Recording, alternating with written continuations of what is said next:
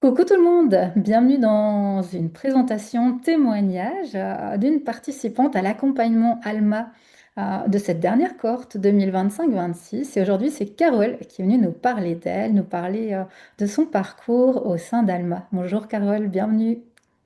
Bonjour tout le monde, salut Christa.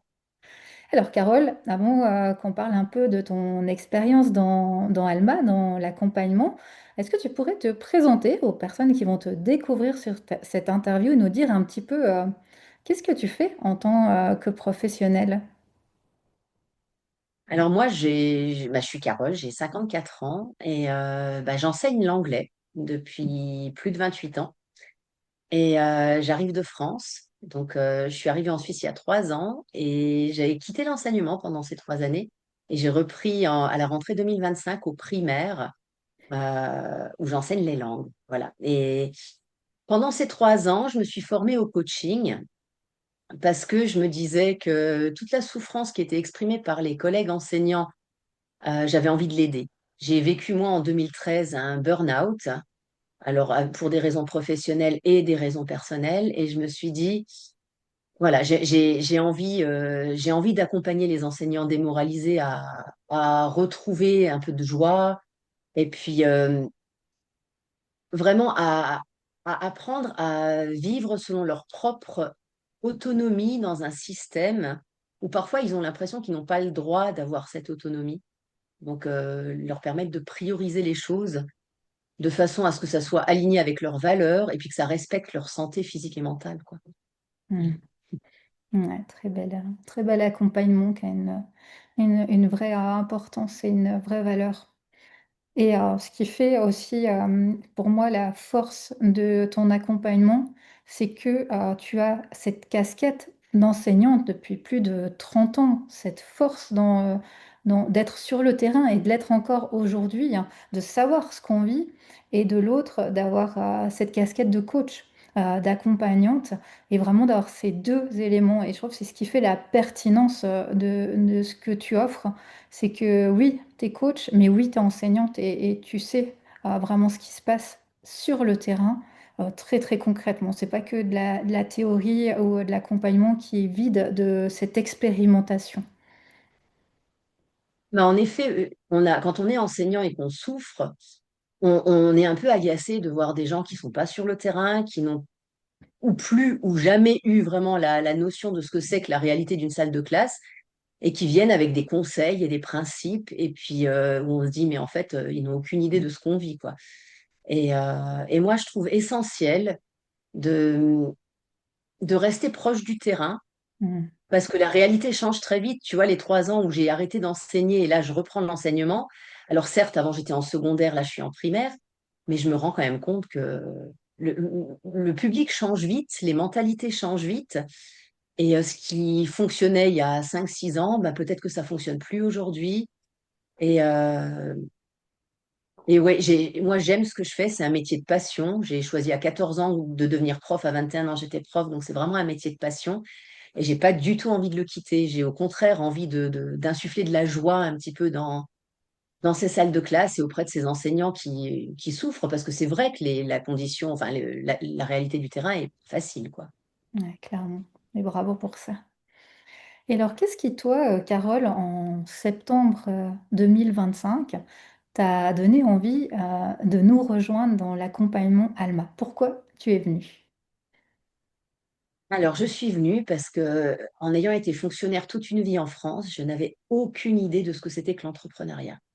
Et dans ma formation de coaching, il y avait une partie sur vivre de son entreprise, mais je trouvais que c'était dense et puis ça parlait un jargon que je ne connaissais pas en n'ayant aucune notion.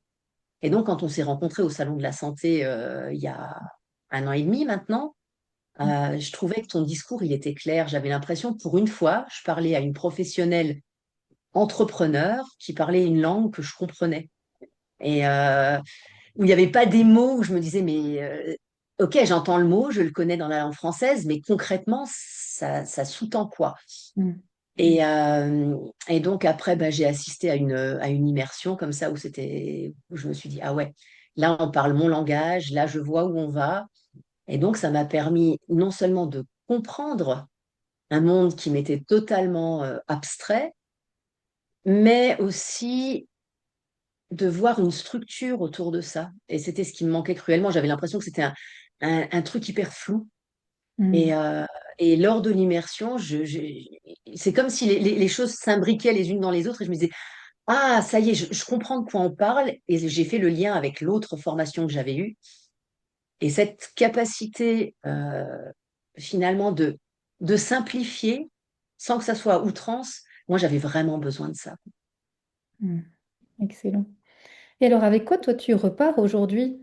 Bon, on n'a pas terminé notre accompagnement, mais c'est en tout cas ces 5 premiers mois ensemble. Qu'est-ce qui t'ont amené? Alors, tellement de choses. La première chose, j'allais dire, c'est une compréhension de ce que c'est qu'un réseau, parce que finalement, dans Alma, on incarne un réseau, quoi. Donc, il y a le groupe, et je trouve que c'est puissant la façon dont on reste en contact, dont chacune amène euh, ses points forts, on s'entraide entre nous, et tout ça dans un cadre où finalement le chef d'orchestre, il est capable d'être là pour amener de la valeur dans les instants T, puis de se retrancher un petit peu pour permettre à chacun de s'exprimer.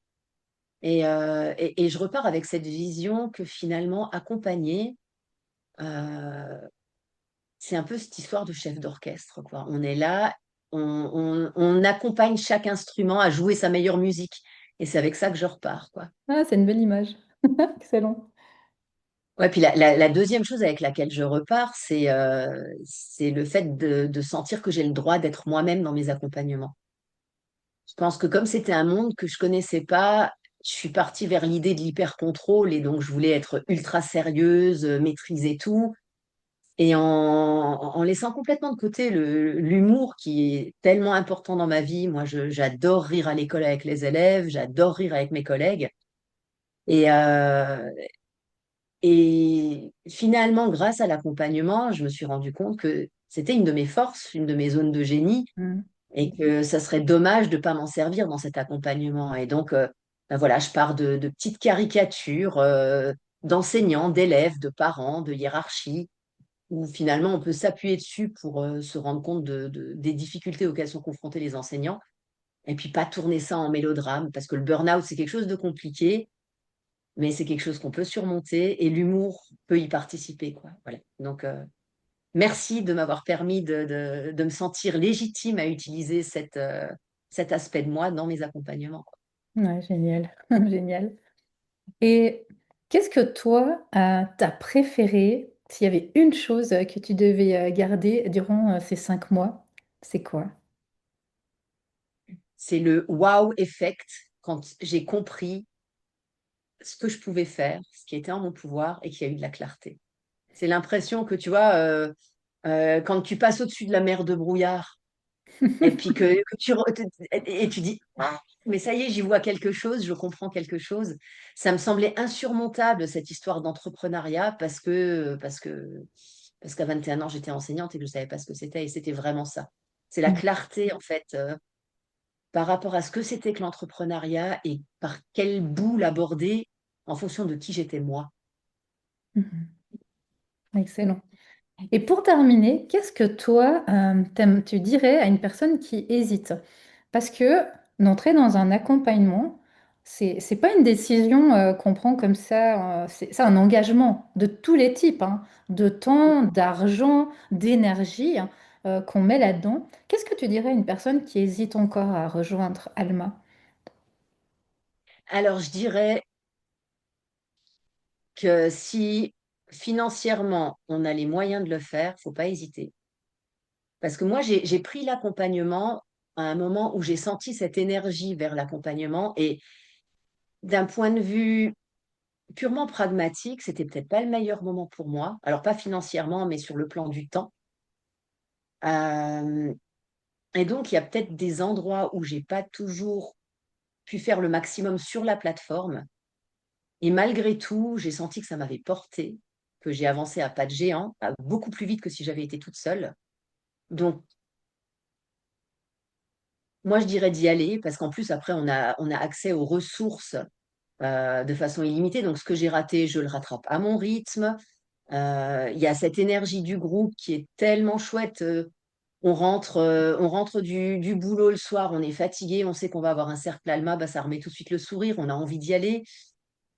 Et puis on avance, quoi, parce on a quelqu'un à qui on rend des comptes, on a un groupe dans lequel on partage nos victoires, c'est toute une dynamique qui fait que on se sent pas seul dans sa démarche.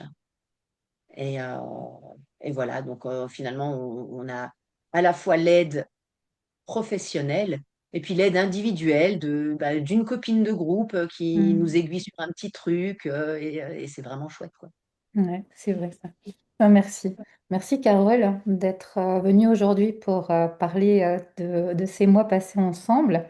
Merci aussi pour ta confiance et bravo, bravo pour tout ce que tu as déjà mis en place. Je suis vraiment très très heureuse de pouvoir t'accompagner sur ce chemin-là. Et je mettrai sous notre vidéo les liens pour que les gens qui veulent en savoir plus sur ce que tu proposes aillent le voir.